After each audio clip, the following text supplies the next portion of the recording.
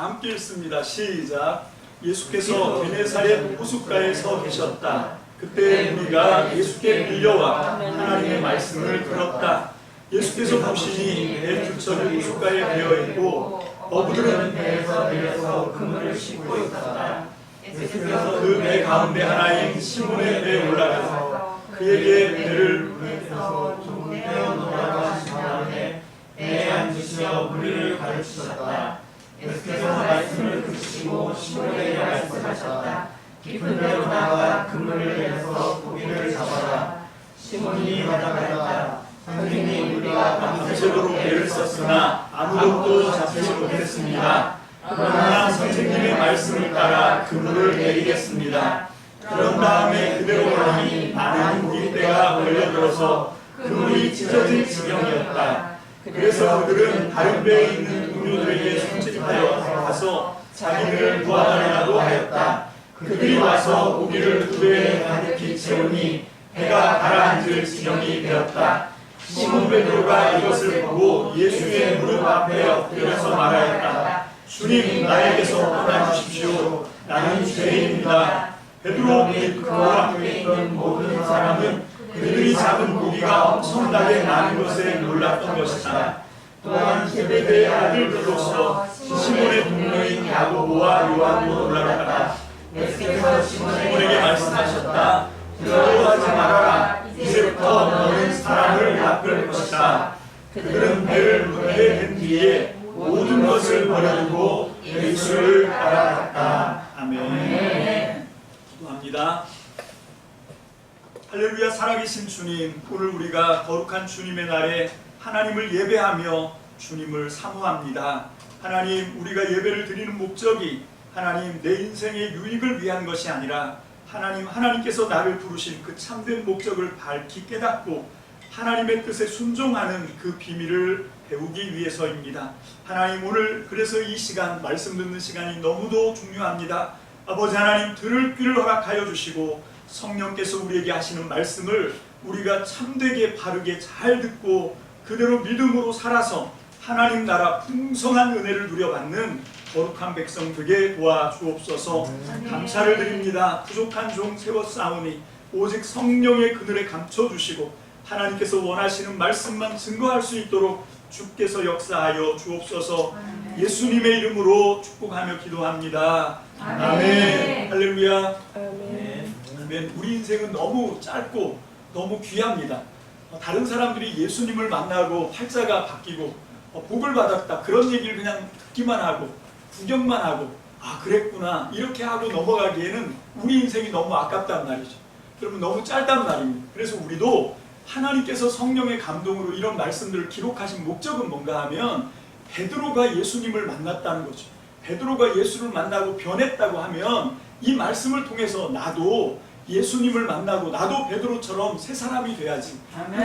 그거에 목적이 있는 거지. 그것 때문에 하나님께서 성령의 감동으로 생명의 말씀을 기록하신 줄로 믿습니다. 아멘. 그래서 우리는 하나님의 말씀을 대할 때 이것이 나를 향하신 하나님의 말씀으로 믿고 우리가 정말 참 진리, 참 생명, 참 길이신 예수 그리스도를 만나면 베드로가 이렇게 달라지고 예수를 만났던 모든 사람들이 절망과 낙심, 사망의 음침한 골짜기 그리고 여러 가지 힘들고 지친 인생 속에서 예수를 만나고 새 삶을 얻었습니다. 그러면 우리도 오늘 예수를 만나면 새 삶을 얻게 될 줄로 믿습니다. 아멘. 예배는 하나님을 만나는 시간이에요. 여러분 예배는 그냥 와서 예배 너무 감동스러워 눈물 찔끔 감동 쪼르륵 이게 아니라고요. 근데 너무 안타깝게 오늘날 예배가 다 그런 식으로 지나갑니다. 설교를 들어도 정말 나도 저 말씀 붙들고 나도 저렇게 돼서 나도 복을 받아야지 내 인생에 구체적으로 실제적으로 하나님 나라가 이루어질 수 있도록 나도 그렇게 해야 되겠다 그렇게 들어야 되는데 그게 아니라 야 참 좋다 참 은혜롭다 이러고 그냥 지나간다는 거죠. 너무 안타깝습니다. 그게 아니라 정말 오늘 이 시간 우리는 주님을 만나야 됩니다. 믿습니까? 아멘. 주님을 만나는 저와 여러분들 되시기를 주님의 이름으로 축복합니다. 아멘. 축복합니다. 아멘. 아멘. 자, 우리 요한복음 14장 6절 말씀 다 함께 봅니다. 시작. 예수께서 그에게 말씀하셨다. 나는 길이요 진리요 생명이다. 나를 고치지 않고서는 아무도 아버지께로 갈 사람이 없다. 아멘. 여러분, 우리가 이 예수 그리스도, 나의 길이 되시고 진리 되시고 참 생명이 되시는 예수님을 만나는 것이 우리 인생의 목적이 되시기를 주님의 이름으로 축복합니다. 아멘. 축복합니다. 아멘. 아멘. 자, 이제 오늘부터 만나지 않으면 변하지 않는다 라고 하는 주제를 가지고, 나도 예수님을 만나야 내 인생에서, 이 힘들고 어려운 인생에서, 지친 일상에서 우리가 벗어나게 되는 줄로 믿습니다. 아멘. 지난주까지 우리가 배웠던 성령의 이 풍성한 삶 시리즈, 여러분, 하나님께서는 우리에게 풍성한 삶을 주시려고 부르셨단 말이죠. 그런데 오늘날 우리 크리스천들의 삶은 그 요한복음 2장에 나오는 포도주 떨어진 잔치집 같은 인생이에요. 명목은 크리스천인데 전혀 생명이 없습니다. 여러분, 명목은 혼인잔치인데 포도주가 떨어지니까 혼인잔치가 아니라 초상집이 됐단 말이죠. 여러분, 그게 우리 크리스천들의 모습이라고 생각해요. 오늘날 우리가 예수를 믿고 진리를 따른다고는 하는데 실제 내 삶에서 그런 게 있냐고, 정말 내 삶이 풍성하고 기쁨이 넘치고 즐겁고 행복하고 보람찬 의미 있는 그런 인생을 살기보다는 그렇지 못하고 그냥 어제가 오늘이고 오늘이 내일이고 세상 사람과 전혀 다르지 않는 그런 모습들로 삶을 살아가는 안타까운 모습을 봅니다. 여러분, 하나님은 성경 말씀을 통해서 우리에게 이 풍성한 삶을 약속하셨을 뿐만 아니라 어떻게 하면 풍성한 삶을 누릴 수 있는지 그 비밀을 성경에 기록해 놓고 있어요. 근데 이걸 알기만 하면 소용이 없습니다. 중요한 건 여기에 나와 있는 이 말씀을 믿어야지요. 그대로 믿고 그대로 순종할 때 하나님께서는 우리의 삶에 그런 기적을 일으켜 주실 줄 믿습니다. 여러분, 그 마태복음 13장에 나오는 씨 뿌리는 비유가 그거잖아요. 하나님께서 복음의 말씀, 생명의 씨앗을, 진리의 말씀을 뿌렸을 때 길가 사람은 어떤 건가 하면 듣는 둥 마는 둥 하는 거예요. 무슨 별 말씀 있겠어. 그리고 그냥 앉아서 딴 생각하는 거지. 그런 사람은 길가입니다. 그런데 그 다음에 나오는 돌짝밭하고 가시던 분은 들을 때는 잘 들어요. 막 충격을 받습니다. 놀랍니다. 감격합니다. 아멘을 연발합니다. 그런데 문제는 뭔가 하면 들을 때뿐이라는 거죠. 여러분, 아멘 하는 게 축복이 아닙니다. 여러분, 들을 때 감동으로 듣는 게 축복이 아니에요. 이 말씀이 진리면 내 삶에 그걸 적용해야죠. 그 말씀 붙들고 그대로 변화시키고 살아야죠. 근데 많은 사람들이 듣는데 아멘은 하고 감동도 받고 심지어는 충격을 받기까지 합니다. 그런데 가면 그냥 그대로 살아가요. 여러분, 이거는 안 들은 겁니다. 여러분, 이게 우리가 하나님의 말씀을 잘 들어야 돼요. 잘 들어야 알지요. 잘 읽고 잘 들어야 하나님의 진리의 말씀을 알게 되죠. 그런데 이 알미 삶으로 옮겨지지 않으면 아무 의미가 없어요. 여러분, 내가 아는 이 진리의 말씀은 내 삶에서 옮겨져야 됩니다. 내 삶에서 적용돼야 됩니다. 그게 들은 거예요.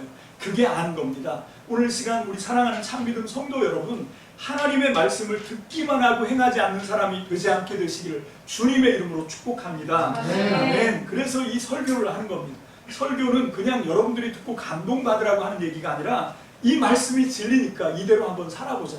그리고 저도 결심을 했어요.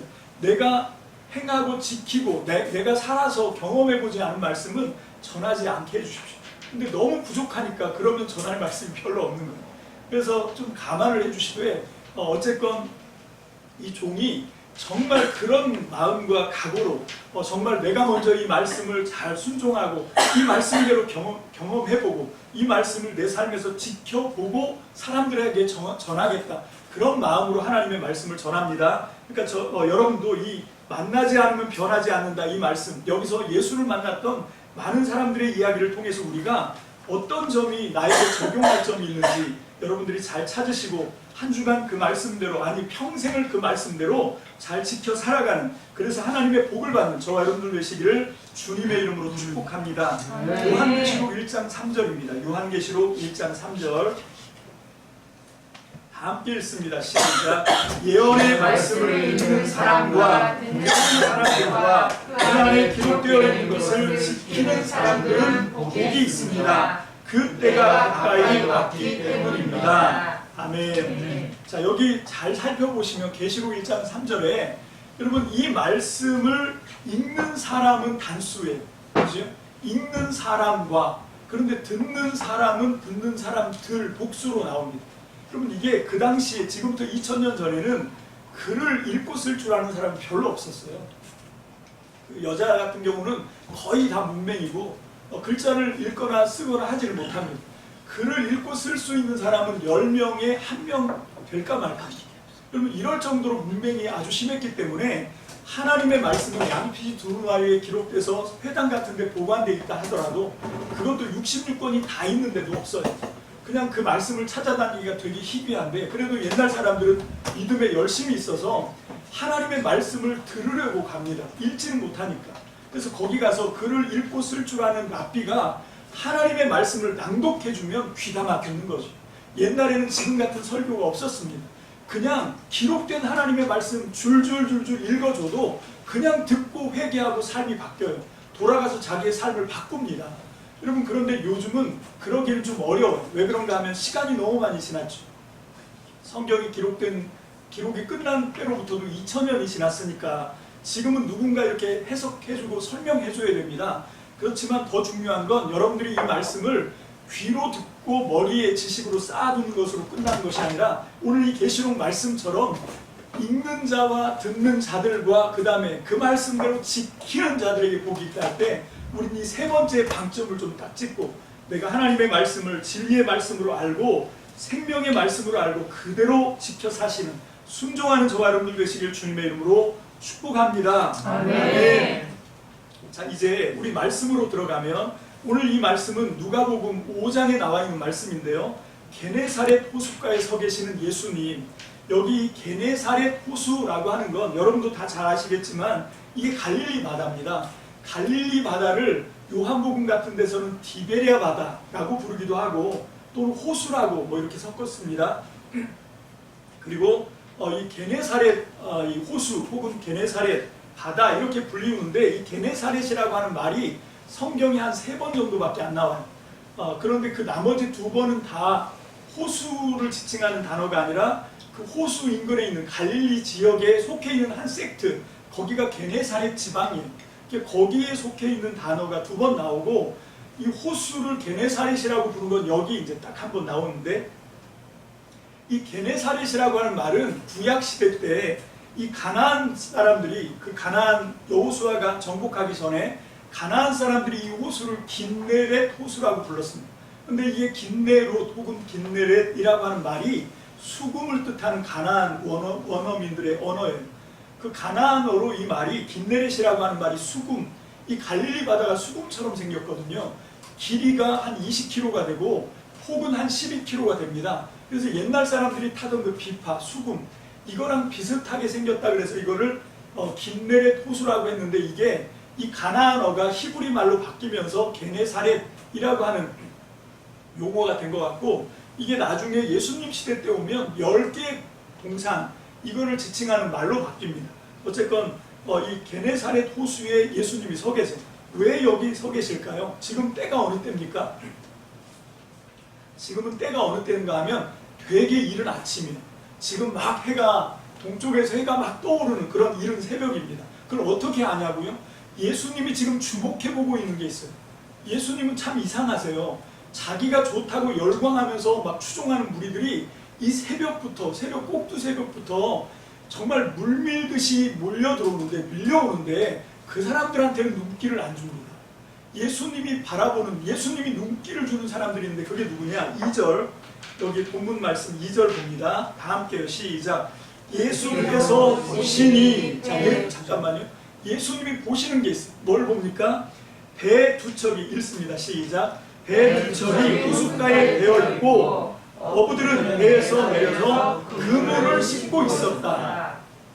자기한테 말씀을 듣기 위해서 막 밀려드는 사람한테는 눈길을 안 주시고 그 예수님이 지금 이 게네사렛 호수로 나오신 이유가 있어요. 왜? 이 사람들을 만나기 위해서요. 아니 더 정확하게는 예수님은 베드로를 찾아서 오신 겁니다. 예수님은 지금 자기가 찾기를 원하는 사람, 그 관심 있고 주목하는 사람이 있단 말이에요. 저는 여러분들이 오늘 주님이 주목하시는 사람이 되시기를 축복합니다. 아멘. 내 인생에 주님이 찾아오셔서 나를 바라보시길 원해요. 나를 만나시길 원합니다. 여러분 베드로가 원해서 베드로가 찾아가서 만난 게 아니에요. 성경에는 한 사람도 그런 사람이 없습니다. 하나님이 아시고 하나님이 마음에 품고 하나님이 주목하시고 찾아오신단 말이죠. 오늘 이 예배 시간에도 어쩌면 하나님이 지금 나를 주목하고 계시다. 아멘. 하나님이 지금 나를 지켜보고 계십니다. 믿습니까? 아멘. 이게 기회예요. 이때 하나님을 만나는 겁니다. 아멘. 그래서 예수님이 자기에게 몰려든 사람들을 안 쳐다보고 지금 배에서 내려서 그물을 씻고 있는 이 사람, 여러분 2000년 전이니까 그 당시에 조업 형태가 어땠는지 저는 잘 모르겠어요. 전문가가 아니니까. 근데 오늘 이 말씀들을 이렇게 쭉 살펴보면 2절 말씀에 보니까 호숫가에 대놓고 그물을 씻는다 그러는 걸 보니까 아마 대충 그림을 그려보면 그물은 배 위에 있지 않습니까? 그죠? 배에서 이렇게 바다에 내려서 고기를 잡는 거니까, 그래서 그물, 배 위에 있는 그물을 씻으려면 물로 풍덩 풀어서 넣어야 되는 거죠. 근데 다 넣으면 잃어버려요. 그러니까 배의 어딘가에 맨 꼭대기 귀퉁이는 묶여 있을 거고 나머지 그물을 다 이제 끌어내리는 거죠. 그러니까 지금 뭘 하는 건가 하면 요즘처럼, 지금 2000년 전이니까 요즘처럼 가볍고 튼튼한 그물이 아닙니다. 너무 쉽게 끊어지는 삼 같은 거로 엮은 그런 그물이에요. 그러니까 한번 그물질하면 툭툭 터지는 데가 많죠. 그러니까 이걸 그냥 정리하는 게 아니라, 그냥 씻는 게 아니라 이 정비까지를 하는 거예요. 손까지 보는 겁니다. 그래서 그물을 낱낱이 하나하나 물속에서 씻어가면서 어디 터진 데 없다, 터지면 그 즉시에서 꼬매는 거죠. 그러면서 이제 그물을 정리를 하는 거예요. 왜 이걸 하냐면 그래야 그 다음날 그물을 손쉽게 내려서 고기를 잡을 수 있거든요. 그냥 엉킨 채로 놔두면 하루 종일 밤새도록 그물 엉킨 거 풀다가 끝나잖아요. 그러니까 아무리 피곤해도, 아무리 힘들어도, 아무리 짜증스러워도 이 아침에는 조업을 마칠 때는 요게 코스예요. 그래서 요 그물을 이제 막 손질을 하는 거죠. 그래서 그물을 손질해갖고 이제 다 씻고 수리가 되면 올려서 정리를 하는 겁니다. 그 다음날 쫙 내렸을 때 엉키지 않도록. 이게 체곡체곡 잘 정비를 하고 있는 상황이에요. 그런데 누가 나타났냐면 예수님이 그 현장에 온 겁니다. 근데 예수님은 항상 사람들, 무리들을 끌고 다니잖아요. 지금 이 사람들은 이 상황만 봐도 성가신 거예요. 지금 자기들끼리 이거 집중해서 해야 되는데 갑자기 이 새벽에 예수님이 오니까 사람들이 우르르 예수님을 따라서 큰 무리가 와서 북적대기 시작합니다. 북새통을 이루는 거죠. 왁자지껄 합니다. 얼마나 신경 거슬리겠어요. 얼마나 성가십니까? 얼마나 짜증이 올라오겠어요. 거기다가 이 사람들이 보니까 뭡니까, 이게 고기를 허탕친 사람들이에요. 5절부터 한번 먼저 볼까요? 5절 다 함께 읽습니다. 시작. 시몬이 대답하여 선생님, 우리가 밤새도록 배를 썼으나 아무것도 잡지 못했습니다. 거기까지만. 아멘. 여러분 지금 밤새 그물질을 했는데 헛탕질을 쳤다는 거예요. 헛그물질을 한 거예요. 한 마리도 못 잡았습니다. 여러분 여러분들이 경험해봐서 알지만 결과물이 안 좋으면, 결과물이 없으면 더 피곤하잖아요. 더 힘듭니다. 짜증도 막 올라오고. 그래서 이제 어쩔 수 없이 마무리를 하면서 빨리 쉬고 내일 잘 잡아봐야지. 그리고 지금 어부들이 지치고 피곤하지만, 짜증나지만, 너무 힘 빠지지만 이 그물 손질을 하고 있는 거예요. 근데 예수님이 오셨단 말입니다. 근데 오셨는데 가끔 복음서를 읽다 보면 예수님이 참 무례하세요. 정말 이 하시는 걸 보면 어떤 때는 좀 이해가 안 가. 오늘도 그래요. 그 사정을 뻔히 아는데 전혀 배려심이 없습니다. 그냥 물어보지도 않고 3절 다 함께 봅니다. 3절 시작. 예수께서 그 배 가운데 하나인 시몬의 배에 올라서, 잠깐만요. 누가 올라오라고 그랬냐고. 지금 그물을 손질하고 있는데 갑자기 배에 턱 타는 거예요. 여러분 이게 출렁거리고 흔들거리겠지요. 여러분 이것만 해도 지금 신경이 곤두설 거 아닙니까? 지금 피곤한데 빨리 정리하고 가야 되는데 갑자기 불청객 예수님이 나타나서, 그것도 혼자 오신 게 아니라 무리를 다 끌고 와가지고 북새통을 이룬 것도 성가신데, 그런데 베드로의 배에 그냥 턱 올라가시는 거예요. 지금 바쁜데 전혀 지금 뭘 하고 있는지 배려도 안 하고 그냥 자기 생각만 하는 것 같아요. 그 손질을 하고 있는데, 그 지금 배 그물을 닦고 있는데 베드로 보고 뭐라 그러냐면 배를 좀 육지에서 띄우랍니다. 계속 읽습니다. 시작. 그에게 배를 무태에서 조금 떼어놓으라고 하신 다음에 배에 앉으시어 우리를 가르치셨다.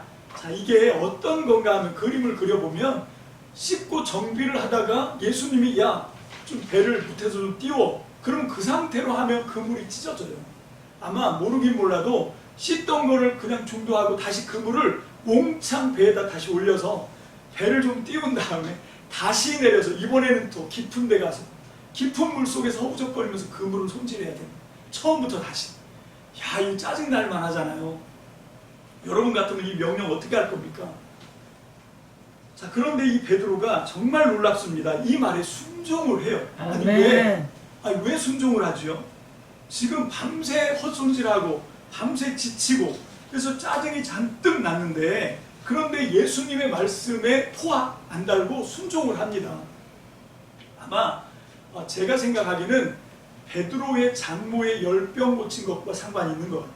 자, 마가복음 1장 30절로 31절 봅니다. 시작. 마가복음 그 위쪽에 있을 겁니다. 찾으셨나요? 네. 자, 시작. 마침 시몬의 장모가 열병으로 누워 있었는데 사람들은 그 사정을 예수께 말씀드렸다. 그 여자에게 다가가셔서 그 손을 잡아 일으키시어 열병이 떠나고 그 여자는 그들의 시중을 들었다. 아멘. 여러분, 제가 시간 순으로는 아마 이게 먼저인 것 같아요. 시몬 베드로가 예수님의 제자가 되기 전에, 지금 이 아침에 만나기 전에 예수님이 가버나움에 들어가시거든요. 마가복음 1장에 보면 나사렛에서 축출당하신 예수님이 그 옆 동네 가버나움으로 가세요. 가버나움은 갈릴리 호수에 끼어있는 동네고, 나사렛은 그 갈릴리에서도 좀 한참 떨어진 산마을이거든요. 산골 마을. 예수님이 가버나움에 가셔서 처음에 회당에 들어가십니다. 거기서 귀신 들린 사람을 쫓아내시고, 그 다음에 곧바로 거기 있던 사람들이 시몬의 장모님 이야기를 해요. 그래서 그 장모님이 지금 열병에 몸져 누워 계시다. 근데 이 시몬 베드로는 누군가 하면, 아마 모르긴 해도 오늘 이 본문 말씀에 나오는 세베대라고 하는 사람이, 이 사람이 굉장히 거부해요. 이게 요한과 야고보의 아버지거든요, 세베대가. 근데 이 사람이 갈릴리 바다에 띄워놓은 배는 거의 이 세베대의 배예요. 그럼 베드로의 배도 세베대가 주인이고, 베드로는 그걸 그냥 삭슬 얻어서, 말하자면 도지처럼 그 배를, 세베대의 배를 빌려서 그물질하면 고기가 잡히면 그 약속을 했겠죠. 몇 대 몇 해서 이제 그거를 삭스로 이렇게 바치고 남은 거 가지고 그거 팔아서 먹고 사는 거예요. 근데 베드로에게 얹힌 직분은 누군가 하면, 베드로가 보니까 장모님을 모시고 있어요. 장인어른 얘기가 안 나오는 거 보니까 장모님이 혼자 계신 것 같아요. 그런데다가 이제 많이 큰 안드레도 지금 베드로가 책임지고 동생도 함께 먹여 살려야 돼요. 그러니까 이 베드로의 입장을 아시겠죠. 되게 사는 게 퍽퍽한 사람이에요. 여러분, 안드레는요, 요한복음에 보면 그 요한과 함께 그 세례 요한 쫓아다니고 뭐 이런 사람이에요. 형 믿고, 형은 고생하는데 쎄 빠지게. 여러분, 요한은 그럴만해. 팔자가 세베대의 아들로 태어났으니까. 근데 안드레는 뭐 지가 뭐 가진 게 있다. 그 형이 뼈 빠지게 고기 잡아서 먹고 사는데, 근데 이 안드레는 그 메시아에 대한, 하나님 나라에 대한 그런 소망이 있어서 어디 무슨 소문만 들리면 쫓아가는 거예요. 가서 막 이게 메시아인가? 그러고 오는 거죠. 그래서 안드레가 요한과 함께 예수를 만나고, 요한복음에 보면 자기 형한테 와서 우리가 메시아를 만났다 그러잖아요. 자, 어쨌건 베드로는 그런 입장인 거죠. 그런데 덜컥 그 모시고 있던 장모님이 열병에 걸려 몸져 누우신 거예요. 그러니까 이게 설상가상이죠. 얼마나 힘들겠습니까?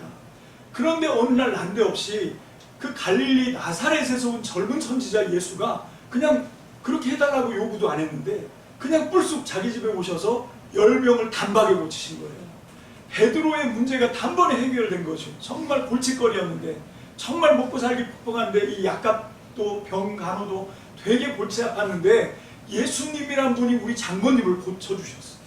그러면 이 귀찮은 요구를 해도 들어준 말이에요. 안 그렇습니까? 그래서 이 요구에 토 하나 안 달고 하라는 대로 하는 거예요. 힘들어 죽겠는데. 자, 그리고 이제 그물을 막 씻어 올립니다. 자, 그런데 여기서 잠깐만요. 지금 이 시몬의 배에 올라타신 예수님 한가롭게 앉아서 그 아침 새벽 꼭두새벽부터 몰려든 무리들한테 예수님이 말씀을 가르치셨다고 돼 있는데, 그냥 말씀을 가르치셨다고만 돼 있지 무슨 말씀을 가르쳤는지에 대해서 나오지가 않아요. 그죠? 자, 묻습니다. 질문입니다. 여기서 예수님이 가르친 말씀은 뭘까요? 뭐겠습니까? 물론 정답은 나와 있지 않아요. 그런데 제가 생각하기에는 하나님 나라에 관한 말씀입니다. 자, 마가복음 1장 15절입니다. 마가복음 1장 15절 다 함께 읽습니다. 시작. 때가 찼다. 하나님의 나라가 가까이 왔다. 회개하여라. 복음을 믿어라. 사도행전 1장 3절입니다. 예수께서 고난을 받으신 뒤에 자기가 살아계심을 여러 가지 증거로 드러내셨습니다. 그는 40일 동안 그들에게 여러 차례 나타나시고 하나님 나라에 관한 일들을 말씀하셨습니다. 아멘. 자, 2000년 전에 인간으로 오신 예수님은 오시자마자 맨 처음 마가복음 1장 15절부터 마지막 순간 죽으시고 부활하셔서 40일 동안 제자들을 찾아다니시면서 오직 하나님 나라에 관한 말씀만 가르치십니다.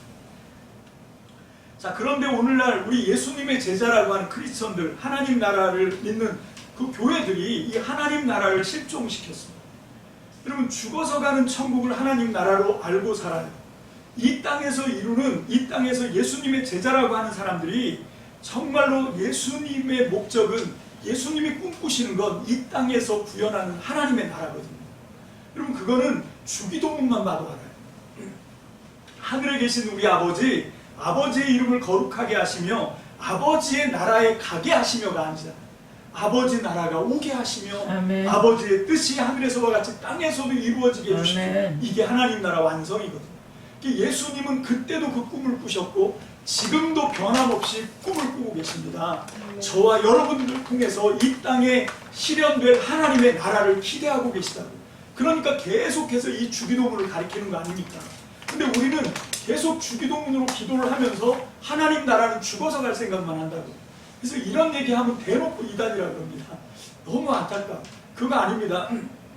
우리의 신앙의 목적은 뭡니까? 우리의 신앙의 목적은 내가 예수 믿고 내가 구원받는 게 목적이 아니에요. 여러분, 그거는 내가 기대하는 거지요. 여러분, 하나님이 나를 부르셨습니다. 왜? 이 하나님의 꿈을 실현하기 위해서. 이 땅에서도 하나님의 뜻이 이루어지는, 이 땅에서 하나님의 나라를 건설하기 위해서 우리를 부르신 거란 말이죠. 하나님께서 말씀하시는 겁니다. 너 나랑 같이 이 세상에서 네 삶을 통해서 하나님의 나라를 한번 건설해보자. 주여 이곳에서 주님의 나라와 뜻이 이루어지게 해주십시오. 예수님이 하신 말씀입니다. 여러분, 이게 하나님께서 지금 우리를 부르시고 교회를 세우신 목적인데, 이 교회들이 이 하나님의 꿈, 하나님의 기대, 예수님이 꿈꾸시는 거, 이런 것들에 관심이 없으니까 오늘날 교회들이 헛발질을 하는 것 같아요. 정말 세상 사람들한테 믿는 사람답게, 하나님 나라 백성답게 본을 보이는 것이 아니라 너무 안타깝게도 세상에서 오히려 이 안 좋은 모습들만 보여서 하나님 나라 예수님을 오히려 더 이렇게 이 명성을 떨어뜨리는 그런 안타까운 일들이 있습니다. 물론 저도 나도 똑바로 살고 있나 이런 생각을 좀 해야 되죠. 여러분, 정말 우리가 마음에 양심에 손을 놓고 한번 생각해 보십시오. 제가 질문하겠습니다. 정말 여러분들이 진지하고 솔직하게 한번 대답을 해보십시오. 여러분들은 지금 어느 나라에 살고 계십니까? 여러분, 물론 우리의 육신은 국적이 대한민국에 살고 있어요. 그런데 우리는 대한민국에 몸붙여 살고 있더라도 우리는 하나님 나라 백성입니다. 하나님 나라 백성으로 살아야 돼요. 믿습니까?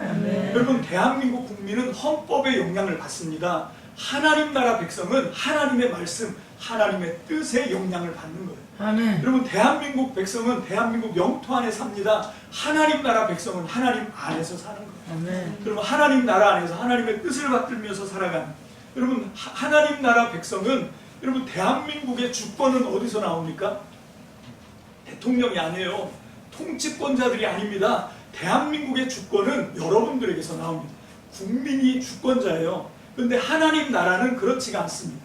하나님 나라의 주권은 하나님께 있습니다. 아멘. 여러분, 내가 주인이 아니란 말이에요.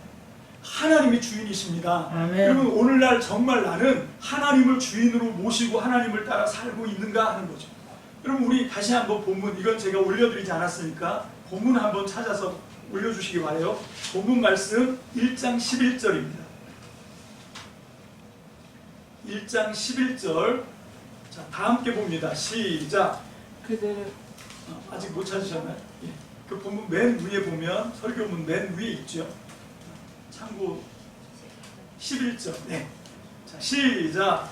그들은 배를 무태된 뒤에 모든 것을 버려두고 예수를 따라갔다. 여러분, 예수를 따라가는 게 하나님 나라 백성입니다. 물론 그렇다고 해서 세상 모든 일을 다 포기하라는 게 아니에요. 문제는 어디에 방점을 찍느냐는 거죠. 누가 주인이라는 겁니다. 내가 주인으로 내가 내 사업을 하는 것이 아니라 이제는 하나님이 내 인생의 주인이십니다. 내가 이전과 똑같은 일을 하더라도 이제는 목적이 틀린 거예요. 주인이 바뀌었습니다. 이제는 하나님이 내 인생의 주인이고 나는 하나님의 꿈을 위해서 내가 하는 일을 통해서 하나님의 꿈을 실현하는 데 기여하는 거죠. 여러분, 이게 하나님 나라 백성으로 살아가는 줄로 믿습니다. 아멘. 아멘. 그래서 이 하나님 나라의 꿈을 우리가 붙들고 가는 게 너무도 중요합니다. 자, 다시 본문으로 돌아갑니다. 이렇게 막무가내로 무식하게 무례하게 베드로의 배를 빌려 타신 예수님, 이 무리들을 아침부터 하나님 나라 복음을 가르치고 이제 가르치시기를 마치셨어요. 여러분, 어쩌면 이때 베드로도 그 깊은 곳에서 허우적거리면서 그물 손질을 마치고 정리를 다 했을지도 모르겠습니다. 그런데 더 황당한 명령을 그 다음에 또 하십니다. 4절입니다. 시작. 시작. 예수께서 그 말씀을 그치시고 시몬에게 말씀하셨다. 깊은 데로 나가 그물을 내려서 고기를 잡아라. 주여. 자, 이게 지금 두 번째 이 핵폭탄 같은 말씀을 하신 거예요. 여러분, 이게 절대로 순종하기가 쉽지 않은 말씀입니다. 5절 봅니다. 시작. 시몬이 대답하였다. 선생님, 우리가 밤새도록 애를 썼으나 아무것도 잡지 못했습니다. 그러나 선생님의 말씀을 따라 그물을 내리겠습니다. 네. 자, 그런데 이 본문은요, 그 분위기를 좀 생생하게 느끼려면 띄어쓰기를 해야 돼요. 띄어서 읽어야 됩니다. 어디를 끊어서 읽냐면 그러나 앞에. 자, 그렇게 해서 다시 한번 제가 시키는 대로 읽습니다. 시작. 시몬이 대답하였다. 선생님, 우리가 밤새도록 애를 썼으나 아무것도 잡지 못했습니다. 쉬고 시키거리는 거죠. 그러나 선생님의 말씀을 따라 그물을 내리겠습니다. 이렇게 가는 거예요. 그렇게 선뜻 막 이렇게 멋진 대답을 하고 그런 게 아닙니다. 지금 상황이. 지금 죽어라고 피곤한데 고기 한 마리 못 낚아서, 여러분, 이게 지금 보통의 일이 아니죠. 자, 그런데 이게 한번 이 과정을 한번 다시 짚어보면 밤새 조업을 했고 애를 썼어요. 그런데 단 한 마리 물고기도 건져 올리지 못했습니다. 헛금을질 헛탕을 쳤어요. 여러분, 그래서 이제 아침이 밝았지만 베드로와 어부들의 마음에는 밝지 않았죠. 그죠? 그냥 캄캄해요. 그냥 여전히 캄캄합니다. 그래도 내일을 소망하고 실망하고 지쳐 있었지만 이제 피곤한 몸이 끌고 그물을 빨리 씻고 손질해서 내일 잘 잡아야지 하고 이제 쉬려고 하는데 지금 예수님과 일단의 무리가 우르르 등장합니다. 그리고 전혀 예상치도 못하게 덥석 배에 올라타서 배를 띄워라, 그리고 거기 앉아서 말씀을 막 가르치더니 이제는 한술 더 떠서 이 깊은 데로 가서 그물을 내려서 고기를 잡아라, 이렇게 얘기를 하는 거예요. 베드로가 어떻게 대답을 하는 건가 하면, 선생님, 우리가 밤새도록 애를 썼거든요. 근데 아무것도 못 잡았습니다. 그러나 선생님 말씀하시니까 한번 내려볼게요. 그런 거예요. 여러분, 베드로가 무슨 기대를 갖고 내린 게 아닙니다. 그것도 이게 더 힘든 게 있어요. 뭐가 힘드냐면 깊은 데라니요. 깊은 데라니요. 여러분, 이게 고기 잡는 상식이, 물고기는 밤에는 깊은 데 있어요. 위험하니까. 깊은 물 속에서 안전을 보장합니다.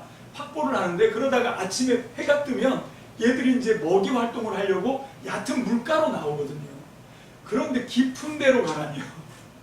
지금 그물 어렵사리 2번이나 허탕하면서 지금 이 그물을 손질을 해놨는데, 여러분, 베드로에게 깊은 데로 내려가서 그물을 내려 고기를 잡아라 이렇게 훈수를 두시는 분은 누구냐면 목수예요. 목수.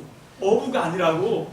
여러분, 베드로는 정말 어릴 때부터 이 갈릴리 바다에서 고기잡이로 잔뼈가 굵은 사람, 고기 잡는 데는 베테랑이라고.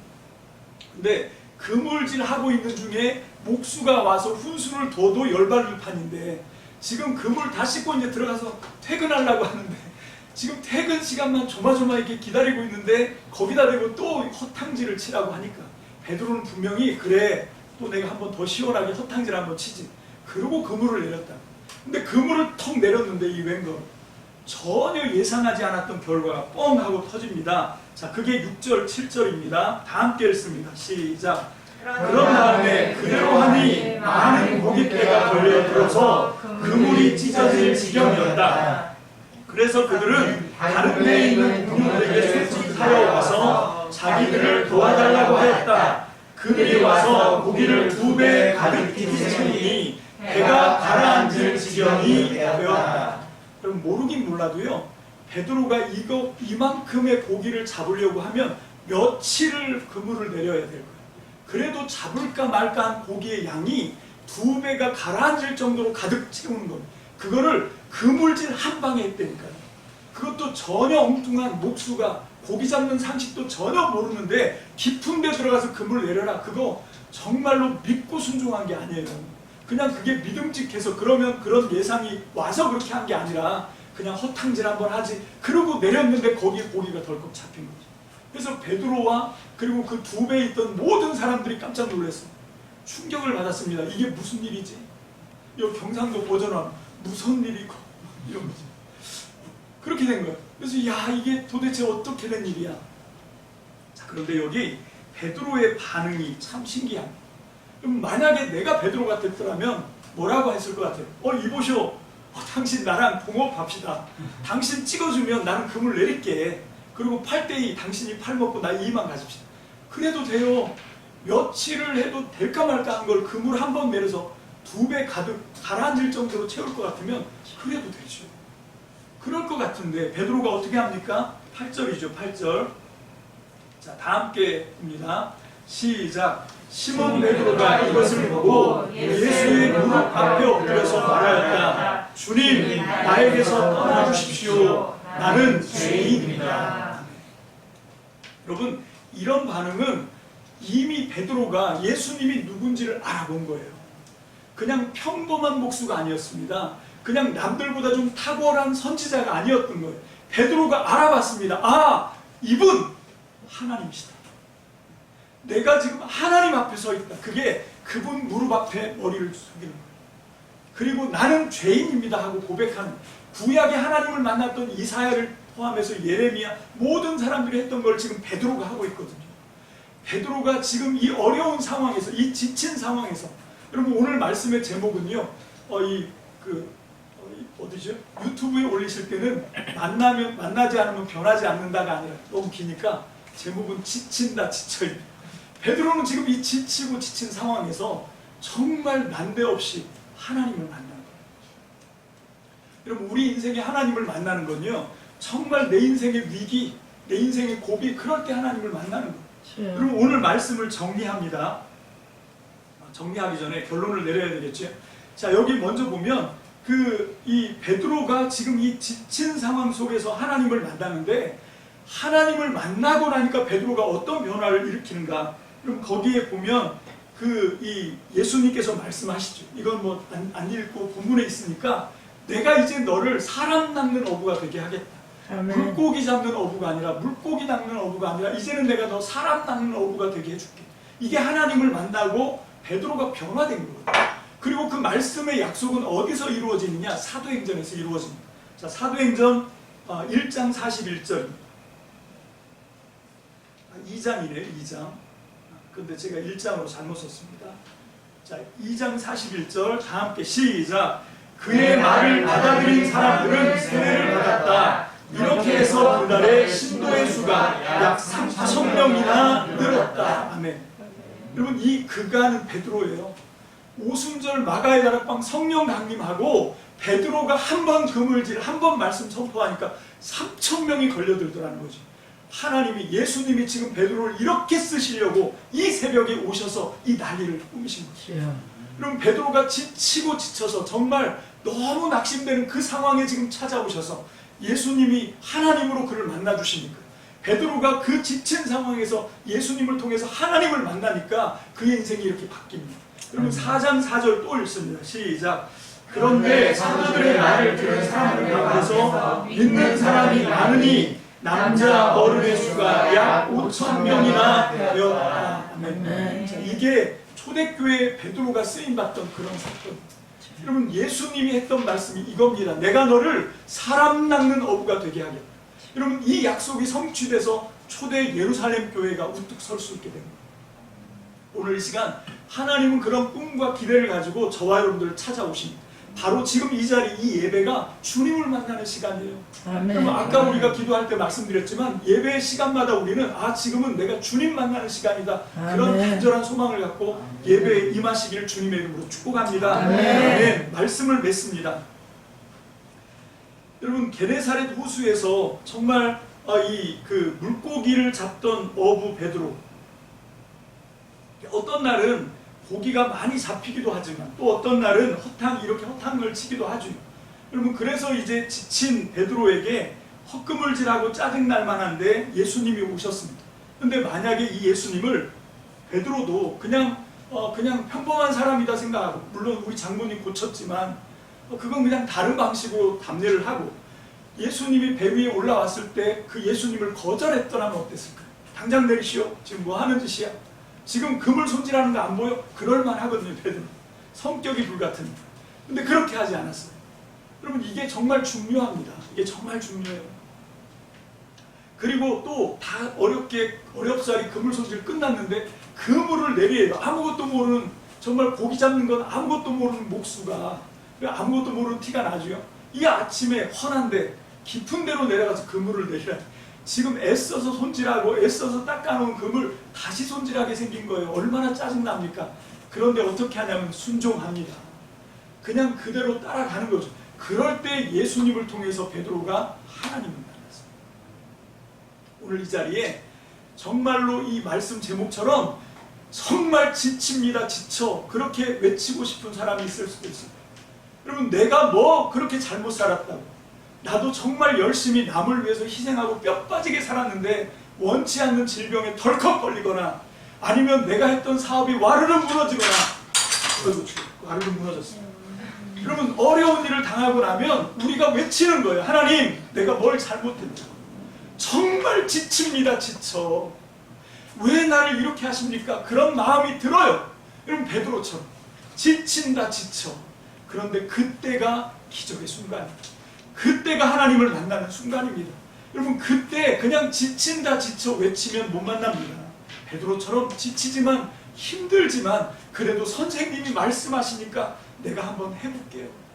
내가 한번 해보겠습니다. 그리고 순종했더니 예수님을 통해서 하나님을 만났습니다. 하나님을 만났더니 고기 잡던 인생, 아무 소망 없는 인생, 1년 내내 고기 잡아봐야 정말 뼈 빠지게 힘들기만 하고 여전히 허덕거리는 삶의 환경은 전혀 변화되지도 않는데, 그런데 주님을 만났더니 지치는 인생에서 이제는 의미 있는 인생으로 바뀐다는 것이죠.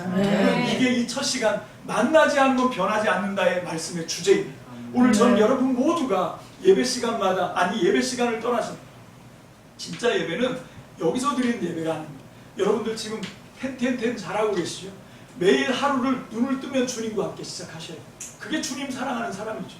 내가 정말 사랑하는 사람은 아침에 눈 뜨면 제일 먼저 떠오릅니다. 제일 먼저 떠오르고 이쁘다고 얘기하고 사랑한다고 말하고, 그게 진짜 사랑이죠. 여러분 하나님한테 그렇게 해보셨습니다. 눈 뜨자마자 주님 감사합니다. 너무 감사합니다. 정말로 하나님의 말씀을 보다가 그냥 저절로 무릎이 꿇어집니다. 하나님이 우러러 보입니다. 여러분 내 형편이 널널하고 좋아서가 아니에요. 너무 힘들고 지친다, 지쳐 그러고 싶은 상황이지만 그럼에도 불구하고 말씀을 통해서 하나님을 만나면 저절로 무릎이 탁 꿇어집니다. 그리고 하나님을 우러러 봅니다. 그리고 그렇습니다. 주님이 이 종을 어떻게 하셔도 좋습니다. 주님 그저 주님께서 영광 받으시면 저는 좋습니다. 그런 고백을 하는 거죠. 여러분 그게 성도의 삶입니다. 여러분 그런 진짜 성도가 되시길 주님의 이름으로 축복합니다. 아멘. 하나님은 절대로 여러분들 그냥 버리지 않습니다. 이 베드로처럼 정말 지친다고 외마디 소리 지르고 싶은 그 순간에 예수님을 통해서 하나님을 만나게 하셨습니다. 그리고 그 하나님을 만난 사건으로 베드로가 초대교회에 정말 의미 있고 가치 있는, 정말 없어서는 안 되는 요긴한 사람으로 쓰임받았던 것처럼 전 여러분들이 이 시대의 이 교회를 위해서, 이 시대의 이 민족을 위해서 꼭 쓰임받는 정말로 요긴한 사람이 되시길 주의 이름으로 축복합니다. 그러려면 만나야 합니다. 하나님을 만나셔야 합니다. 날마다 순간마다 하나님을 만나셔야 됩니다. 그리고 하나님을 통해서 만져줘야 됩니다. 베드로가 어부가 이젠 사람 낚는 사람으로 그냥 저절로 되는 게 아니에요. 만져졌습니다. 예수님과 함께 3년 동행하면서 하나님이신 예수님과 함께 매일매일 만지고, 어떤 때는 책망도 받고 어떤 때는 사탄이라고, 내 뒤로 물러가라, 이런 아주 정말 절망적인 아주 끔찍한 이야기까지 듣고 그러면서 가는 거예요. 여러분, 이게 믿음이에요. 이게 신앙이에요. 그래서 우리의 인생의 굴곡진 그 순간이 여기가 기회입니다. 지금 지친다는 그 말이 막 저절로 튀어나오는, 제가 그랬어요. 이번 주 정말 예배를 드릴 힘도 안 났습니다. 정말 지칩니다. 지쳐. 아니 주님 어쩌자고 이렇게 하십니까? 막 그게 막 올라왔어요. 기도할 때마다 눈물부터 막 터졌어요. 여러분, 그런데 이렇게 지치고 힘든 이런 상황 속에서 베드로의 말씀을 통해서 위로를 주셨습니다. 아, 이때 베드로가 하나님을 만났고, 오늘 이 시간 정말 내 인생에 이게 절망이라고 생각해서 정말 다 포기하고 싶은 그 순간, 거기가 하나님을 만나는 기회예요. 하나님은 나를 만나기 위해서 일부러 베드로에게 헛금을질을 하신 겁니다. 허탕을 치게 하신 거예요. 그리고 지쳐있는 그 베드로에게 찾아오셔서 마지막 테스트를 하는 겁니다. 이래도 네가 성깔 안 부릴래. 그런데 그걸 잘 통과했어요. 지금이 정말 고비라고 생각합니다. 지금 이 말씀을 잘 새겨 들으시고 하나님 앞에 우리가 하나님을 만나기 위해서 내가 어떻게 해야 되는지를 말씀을 통해서 지혜를 얻는 저와 여러분들 되시기를 주님의 이름으로 축복합니다. 네. 축복합니다. 그러면 반드시 하나님 만나요. 하나님 만나면 기적은 일어납니다. 할렐루야. 네. 하나님께서 우리를 그냥 두지 않습니다. 하나님을 만나면 얼마나 놀라운 변화가 일어나는지 몰라요. 이제 앞으로 만나면 변하지 않는다, 이 시리즈를 하면서 이 성경 속에 있는 인물들을 볼 텐데 정말 제가 이 공부를 하면서 막 제 속이 심장이 막 벌렁거려요.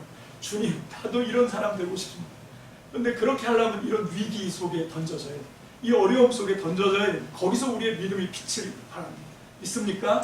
네. 아멘. 꼭 승리하는 저와 여러분들 되시기를 주님의 이름으로 축복합니다. 아멘. 네, 아까 우리 드렸던 찬송 우리가 함께 드립니다.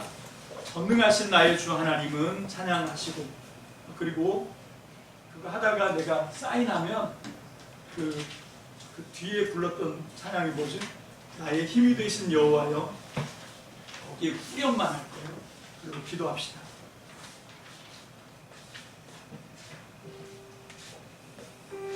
오늘 주신 말씀을 생각하면서 정말로 베드로를 만나 주셨던 하나님, 나도 하나님을 만나야 되겠습니다. 그런 간절한 소망을 가지고 오늘 우리 말씀을 거두어 드리겠습니다. 거두는 추수의 기도를 합니다. 전능하신 나의 주 하나님,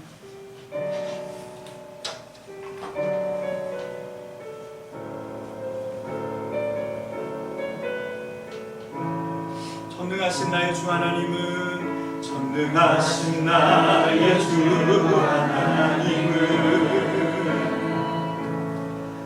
묻지 못하실 일 전혀 없네.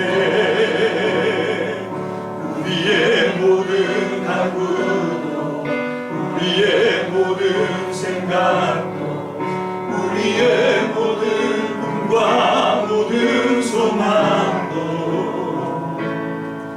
진실하신 나의 주 하나님은 우리의 모든 괴로움 바꿀 수 있네. 아멘. 불가능한 일 행하시고 죽은 자를 일으키시니 그를 이길 자 아무도. 다시 한번 고백합니다. 전능하신 나의 주 하나님, 전능하신 나의 주 하나님은 묻지 못하실 일 전혀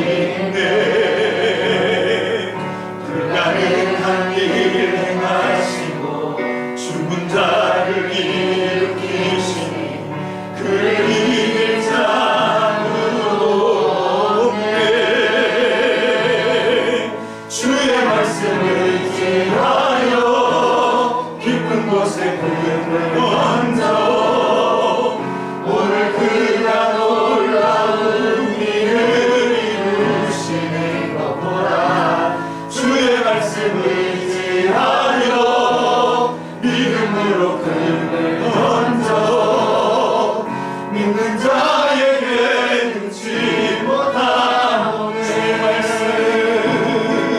주의 말씀 의지하여 깊은 곳에 금을 던져 오늘 그가 놀라운 일을 이루시는 것 보라 주의 말씀 의지하여 믿음으로 금을 던져 믿는 자에게 능치 못하옵네 나의 하나님, 나의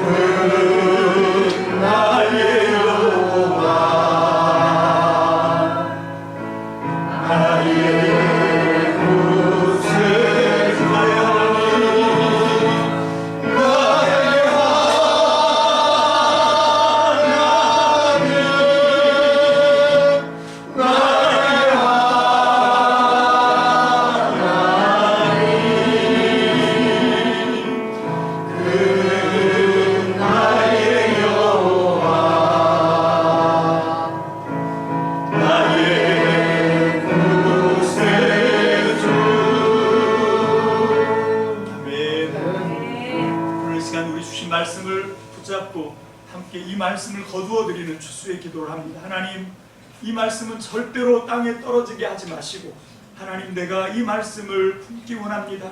아버지 하나님, 잘 심겨진 옥토에 뿌려진 씨앗이 30배, 60배, 100배의 결실을 한다는 것을 내가 압니다. 주님, 오늘 주신 이 말씀, 아버지 하나님, 이 말씀을 내 심령 가운데 잘 품어서 아버지 이 말씀이 내 안에 잉태되게 하여 주옵소서. 이 말씀이 30배, 60배, 100배의 결실을 맺는 것을 내가 꼭 보기를 원합니다. 오늘 이 시간 정말 이 자리에 하나님의 말씀을 받은 모든 성도들이 아버지 하나님 이 말씀을 통하여 하나님을 만나게 도와 주시옵소서. 아버지 하나님, 오늘 이 시간 이 만남을 통하여 아버지 변화된 삶이 출발하게 하시고 시작되게 하시고 하나님 나라 영광을 꽃피울 수 있도록 주님 축복하여 주시옵소서. 아멘. 할렐루야, 감사드립니다. 예수님의 이름으로 축복하며 기도합니다. 아멘.